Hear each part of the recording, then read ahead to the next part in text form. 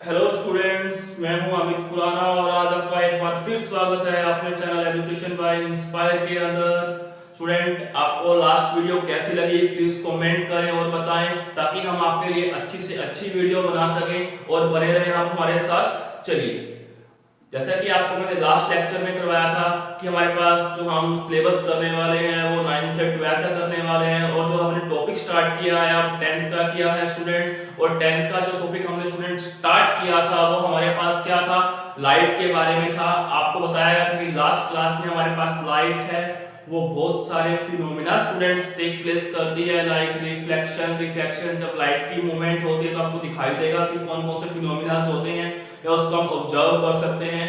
तो उसी का स्टूडेंट आज हम एक पार्ट लेके आए हैं स्टूडेंट्स, वो है हमारे पास रिफ्लेक्शन। रिफ्लेक्शन की जो डेफिनेशन है स्टूडेंट्स आपके सामने है और क्या लिखी हुई है, देखिए, phenomena of bouncing back of the light in same medium after striking N obstacle. I think आपको डेफिनेशन पढ़ने से क्लियर भी हो गया होगा कि रिफ्लेक्शन आता कहां है।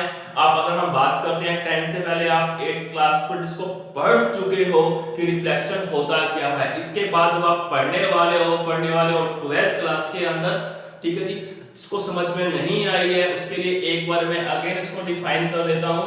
Phenomena of the bouncing back of the light, अगर लाइट है किसी भी ऑब्स्टेकल या रुकावट से स्ट्राइक करके वापस आ जाए उसी ही मीडियम के अंदर, सेम मीडियम में, तो उसको क्या बोलते हैं, तो उस फिनोमेना को बोलते हैं स्टूडेंट्स हम रिफ्लेक्शन।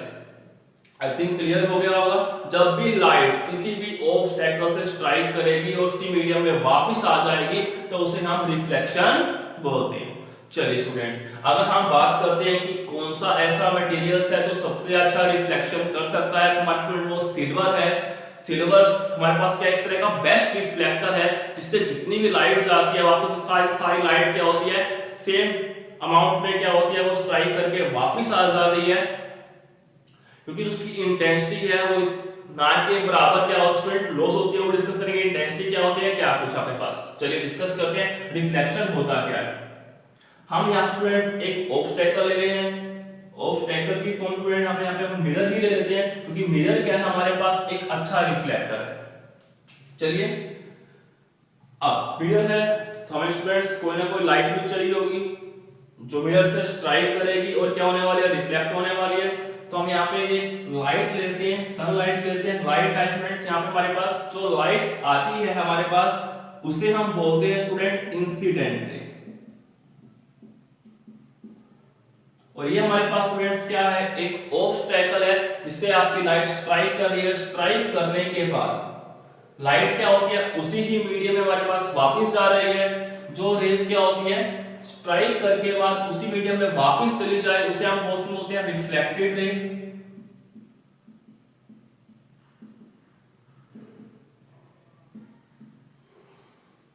चलिए, जो इन दोनों को डिफरेंशिएट करता है हमारे पास एक इमेजिनरी लाइन आती है, हम बोलते हैं स्टूडेंट्स नॉर्मल।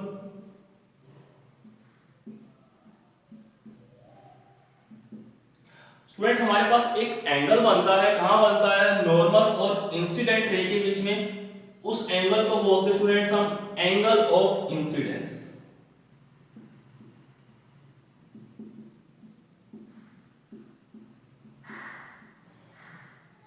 सेम ऐसे ही हमारे पास जो रिफ्लेक्टेड रे है और जो नॉर्मल है इसके बीच में भी एक एंगल बन रहा है, that angle is called angle of reflection.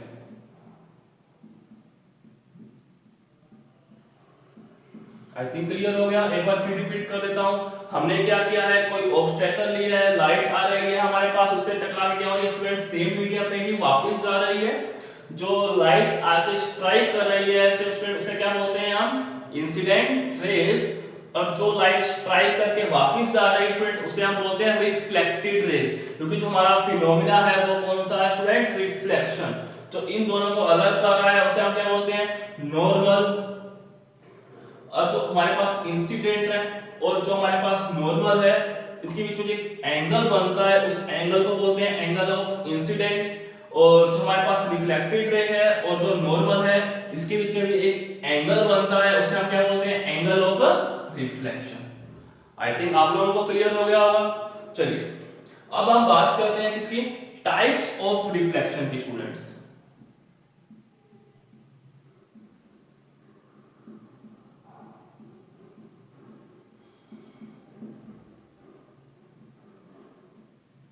Types of reflection. अगर हम स्टूडेंट्स बात करें टाइप्स ऑफ रिफ्लेक्शन की, तो हमारे पास टू टाइप से आते हैं। एक होता है स्टूडेंट्स रेगुलर और एक होता है इररेगुलर। इसे डिफ्यूज्ड भी कहा जाता है। स्टूडेंट अगर हमें चाहिए रेगुलर रिफ्रैक्शन, तो उसके लिए हमारे पास जो मटेरियल है उसका जो सरफेस है वो कैसा होना चाहिए, स्मूथ होना चाहिए। अगर हम बात करते हैं इररेगुलर की, इसका जो स्टूडेंट सरफेस होता है वो क्या होता है, रफ होता है। और इन रिफ्लेक्शन में होता क्या है वो हम डिस्कस करने वाले हैं। अगर हम रेगुलर की बात करें, सरफेस स्मूथ, तो इसके लिए जो अच्छा एग्जांपल सकते हैं सिल्वर का। स्टूडेंट ये हमारे पास क्या कोई ऑब्स्टेकल है, सिल्वर ले लीजिए। अगर लाइट है तो इसका सरफेस क्या होता है, काफी स्मूथ होता है। अगर हमारे पास एक पैरेलल बीम ऑफ लाइट आ रही है, अगर वो इस ऑब्स्टेकल से स्ट्राइक करने के बाद क्या हो, पैरेलली क्या हो, बीम आपके पास रिफ्लेक्ट हो जाए, स्टूडेंट्स उसे हम क्या बोलते हैं, रेगुलर रिफ्लेक्शन। अगर हम ये कह ले एक पेपर जिसका सरफेस क्या होता है, काफी रफ होता है, दिखने में आपको वो प्लेन दिखाई देगा। अगर उसको हम देखें माइक्रोस्कोप की हेल्प से तो उसको आपको ऐसे दिखाई देगा, स्टूडेंट पीट्स दिखाई देंगे। अगर यहाँ पे एक पैरेलल बीम ऑफ लाइट आ रहा है तो वो स्ट्राइक करने के बाद कभी भी पैरेलल नहीं जाएगा, वो क्या जाएगा, अलग अलग एंगल्स पे जाने वाला है। तो स्टूडेंट उसे क्या बोलते हैं हम, इररेगुलर रिफ्लेक्शन। हम एक वर्ड यूज कर रहे हैं बीम। तो ये बीम है क्या स्टूडेंट्स, आपको मैंने लास्ट लेक्चर में एक्सप्लेन भी किया था कि बीम होती क्या है। अगर हमारे पास क्या एक ग्रुप ऑफ रेज है तो स्टूडेंट उस ग्रुप ऑफ रेज को क्या बोल देते हैं, बीम। अगर हमारे पास खाली एक लाइट आ रही है तो क्या होते हैं, रेज बोल देते हैं। तो combination of rays is called students beam.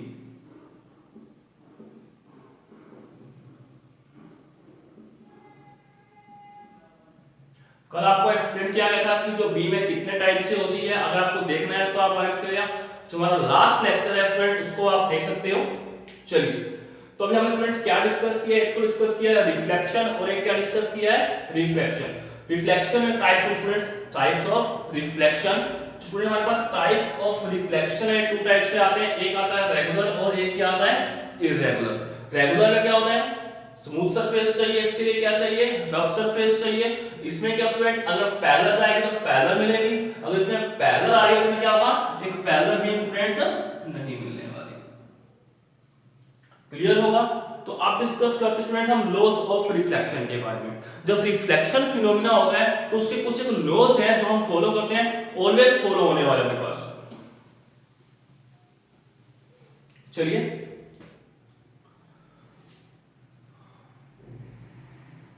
Laws of reflection, दो लॉज स्टूडेंट हमारे पास कौन कौन से डिस्कस करते हैं। फर्स्ट आता है हमारे पास इंसिडेंट रे,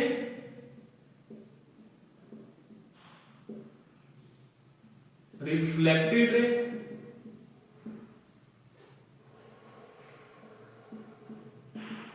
and normal, all are lies at same plane। जो हमारे पास जो इंसिडेंट रे है, रिफ्लेक्टेड रे है और नॉर्मल है, सभी क्या होते हैं, सेम प्लेन के ऊपर स्टूडेंट्स लाई करते हैं। आपको दिखाई भी दे रहा होगा प्लेन कौन स्टूडेंट, ये वाला हमारे पास प्लेन होता है। सेकंड आता है angle of incidence always equal to angle of reflection। Means I क्या होता है, हमेशा R के इक्वल होता है। तो इसका हम काफी यूज करने वाले हैं, क्या कुछ होने वाला है। चलिए, इसके अलावा हमारे पास एक टर्म और भी आती है जो हम यहाँ डिस्कस करने वाले हैं। कौन सी है, स्टडी करते हैं हमारे पास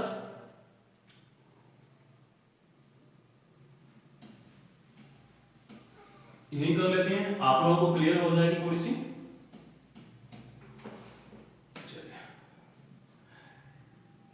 स्टूडेंट एक एंगल आता है हमारे पास angle of deviation.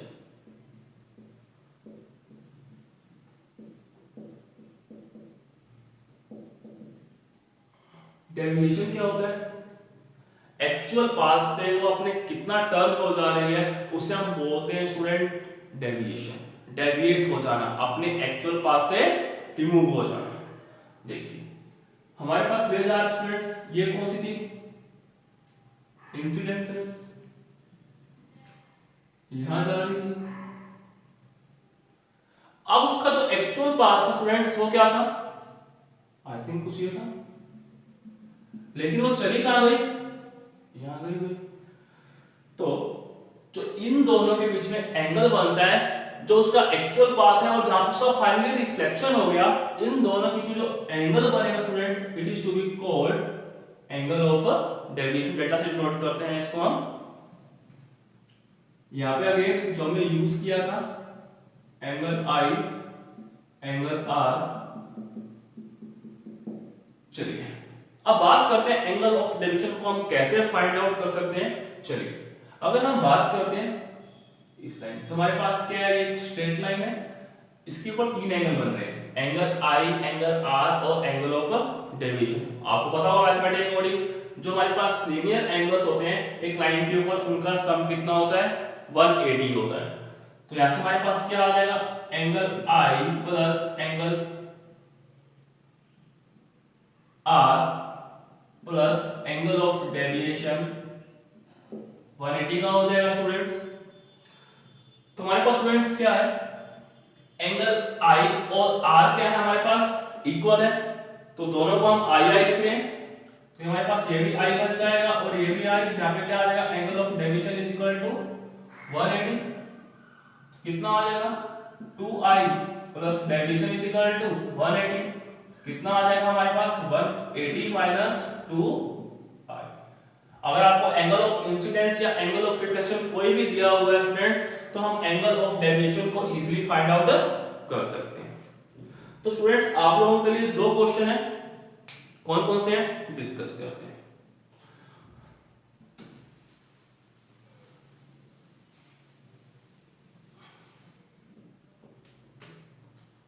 First question क्या आ रहा है? If incidence ray are normally on the surface